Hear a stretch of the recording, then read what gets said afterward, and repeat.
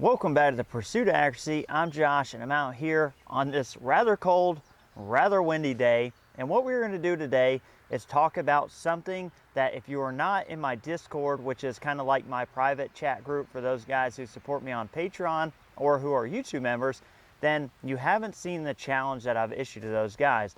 And what I haven't told them is I issued them this challenge and I didn't really explain why I did it. So that's what I want to talk about today. So the challenge I issued to them was 50 yards off a bipod on the front and a bag on the rear, or anything but a solid type rest at 50 yards on an ARA target card or something similar. But the key to the challenge is to shoot five-shot groups and to take your biggest group and your smallest group and average them, and that is kind of your score. Now, those guys on my Discord on the private, they are doing this for a chance to win some gear. That's why they're amped to do it. But I'm doing it secretly because I'm hoping that they get something out of it, and it's something that nobody has directly said yet. And I figured it needed to be on the main channel as well because I want you guys to get in on this as well. So what I'm talking about basically is benchmarking your rifle and ammo platform. Now, benchmarking to me is 50 yards and an average of groups, and I think you need to do five-shot groups, and I think you need to do it cold, and I think you need to look at all the data you're going to get out of that. So very first couple shots down the pipe on a cold rifle, if we have cold bore shift, we're going to see the cold bore shift. That's going to show up in the group. If we start getting warmer and the point of impact starts shifting around, we're going to see that. If it's a day like today and there's a little bit of wind out here, then you're going to know how the gun performs in wind, because believe it or not, 22 long rifle match ammo at different speeds is going to perform differently in the wind. And now I'm not saying that ammo or the speed of ammo defeats the wind, because that's not true. As a matter of fact, if you have a ballistic calculator and you up the speed of your ammunition, the same ammunition, given a steady wind at whatever distance, as you up the speed on this low BC round, you're going to see your wind hold increase. And so different speeds ammo in different rifles perform differently in the wind. Some are really calm and kind of lazy in the wind. Some are all over the place. And we saw that when we shot my Voodoo. I shot it at distance in the wind. It was pretty bad. It was a great shooting, phenomenal rifle. It really was super accurate, and that ammo was super accurate out of it, but only when there was no wind. When I had wind, it was just kind of all over the place, but it was shooting like 1,130 feet per second. So the more we push that speed, the more that wind affects it. But overall, like I said, we're looking to see some raw data. And what we want to do is get a baseline, a realistic baseline, because there's a lot of things out there that I hear and see all the time. And look, they're just not healthy for becoming a better shooter. Number one of those, I hear it constantly. It's hopefully something you hear me rarely say, and that's, I pulled that shot. Because 95% of the time when I'm watching videos or watching other shooters shoot, whether it's someone I'm helping with their fundamentals or just shooting together, and I hear them say, I pull that shot, guess what happens? They shoot another round down range, and that bullet impacts the same place that they thought they just pulled the shot to. They, in fact, are not pulling the shot. 95% of the time, guys just use that as an excuse for something that went wrong because they can't explain it. The thing is, you need to do things like this. Get data, get a baseline, so you know when you felt like you made a good shot, your reticle was on target when you broke the shot, and that round doesn't impact where you want it to, then was it the ammo? Was it the wind? Was it you? What's going on? The more data you have, the better you can narrow that down and the better shooter you can become. So that's really one of my biggest pet peeves with shooting, is hearing guys blame themselves for something that's just obviously out of their control, because at the end of the day, it's easy to say, oh, I pulled that, because nobody really truly wants to believe that their equipment or their ammo and their setup is not performing as good as they want. But you're robbing yourself of the opportunity to correct something or make something better to help make your shooting better overall. So let's quit blaming ourselves when it's really not us. And what we're gonna do is we're gonna shoot these five-shot groups at an ARA target out at 50 yards. We're gonna do it through the scope camera. So if I pull a shot, you're gonna see it. This is a very stable platform, so you don't really hear me blame it on that. I pretty much call it how it is. So we are today gonna be shooting the Ely match, so let's get right into it, and we'll talk more about this as we shoot these groups.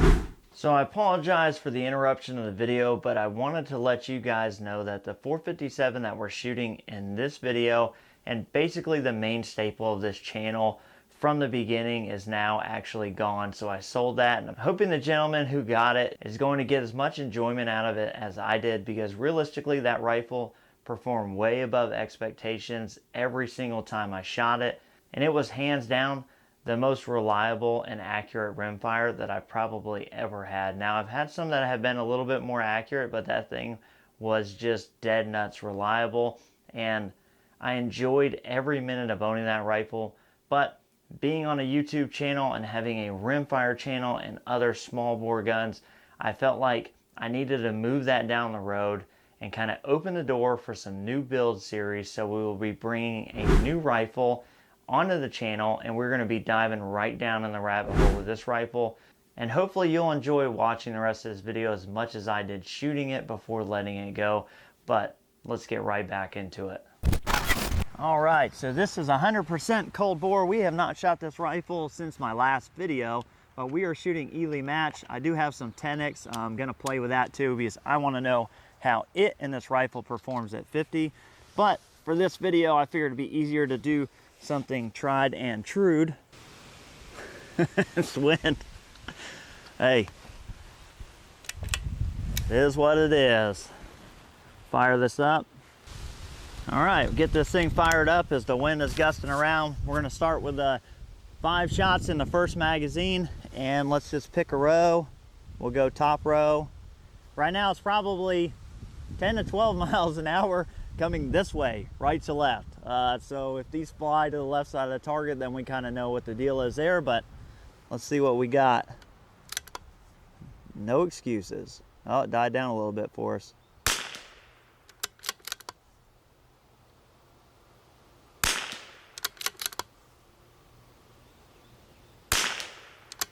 Ooh, buddy.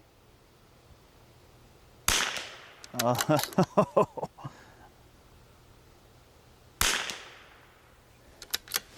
Not bad, kind of what you'd expect on a windy day. First 3 were right in there, man, and then left to right a little bit. So, not too bad. Let's keep right on going down the line.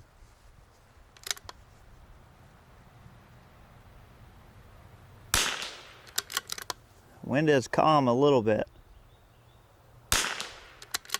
Got 2 in the same hole again. 3 in the same hole. 4th was pretty good. All right. That's a pretty freaking good group right there, especially for today. Now the wind had died down. I'm trying to give you guys live kind of wind reads and you know, as we go, but not a bad group. So let's do number 3.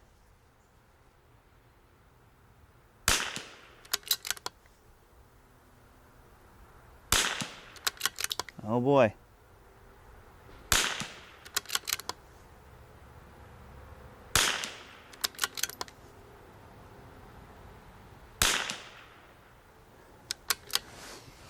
All right, so we had 1 open up the group, which hit the bull dead center. So I guess if you're gonna miss, that's a pretty good place to miss. So point of impact hasn't really shifted. Do get one that kind of leaks out there when the wind completely dies down. This should be 0 to hit the center of the bull. So, you know, as the wind's coming through, we're kind of getting pushed off that, which is fine. Like I said, this is to be a realistic group effort. So we're not out here trying to set world record groups. I'm not out here trying to show you guys ultimate accuracy. I'd be doing that like early in the morning with no wind. And, you know, I'd be totally prepped. I would have the barrel warmed. You know, it had foulers through it, all those things.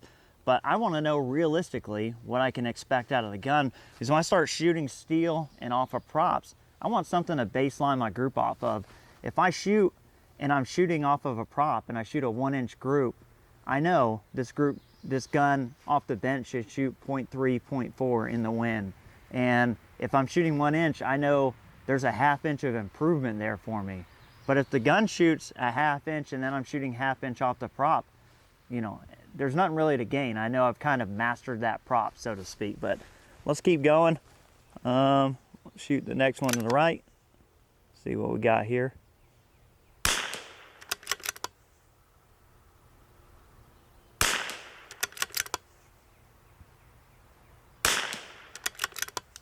Had one high.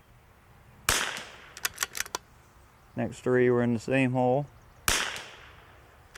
Yeah, so we had one high, and then the next four impacted the same spot.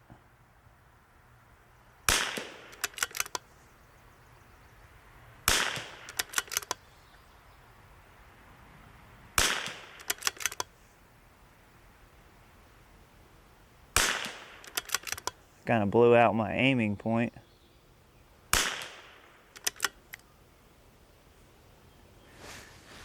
It's not too bad. So let's look. First group, we kind of shot left to right. The wind was heavier there.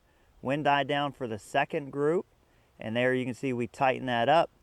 Third group, we had one come out and four impact the same place. Fourth group, we had one out again and four other bullets in the same place. And then fifth group, which was probably kind of the steadiest wind conditions, you can kind of see a little bit of vertical dispersion, but they're all in the same place. So we're gonna put this in a real world exercise right now. We're gonna put ourselves on the tank trap. We're gonna set you up so you can see it. I'm gonna shoot at the same target. It's maybe a couple yards further, but let's see if I can maintain some sort of group out there that kind of matches what we baselined. All right, so that tree kind of grew some vines overnight, but we'll work around it. Hopefully it's not messing up what you guys are seeing too much. Well, we're here on the tank trap. Let's see if we can shoot and keep them in. I'd like to honestly keep them in the circle.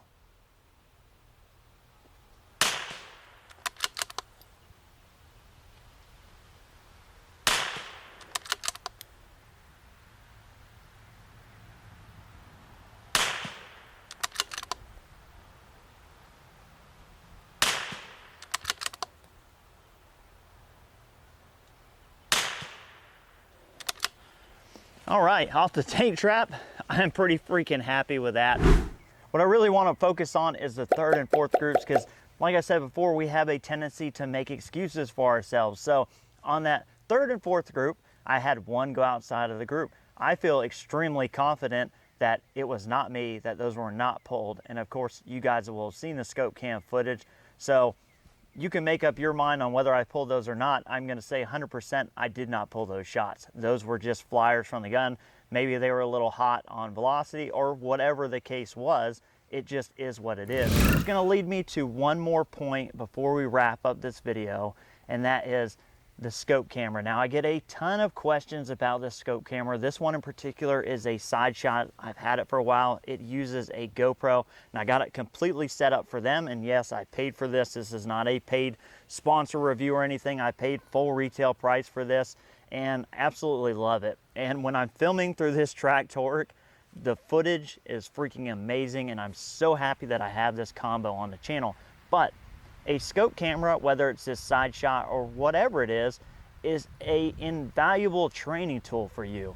I would say, you know, there's all sorts of things out there. There's dry fire trainers, you know, just a gazillion things that you can spend money on in the precision rimfire world. But if you're really serious, and could be center fire, rimfire, air rifle, whatever, if you're really serious about upping your game, one of the best ways to do that is by using a scope cam. Now, it's important that you get one where you can also see through the optic while it's recording. So I still have an eyepiece here. I can still set up on the rifle pretty naturally. Now I'm gonna tell you, with it on here, you're not getting as good a performance out of the scope as you normally would, because this camera system is stealing half of the light coming through. Now it's really not super noticeable to your eye. You know, if you pull it on and off, yes, but it doesn't really hurt to shoot with it on. It's just a touch harder. But when you can look back at your footage and when you have problems or something that's going on, it's super easy to diagnose those problems, because you can see, you know, was your reticle moving all over the target? Was it off the target? Was it unacceptable wobble? Did you break the trigger and just snatch the crap out of it and throw that reticle off the target as you broke the shot? Those are all things you can diagnose very easily for yourself with a scope camera. Now, it's not cheap, and I'm not pretending that they are super cheap. I think probably one of the more affordable options out there is maybe like the Tacticam. You don't need something with stunning quality to get the job done. You need to be able to see the target, see your reticle, and that's basically it. But I appreciate you guys. We'll catch you on the next one.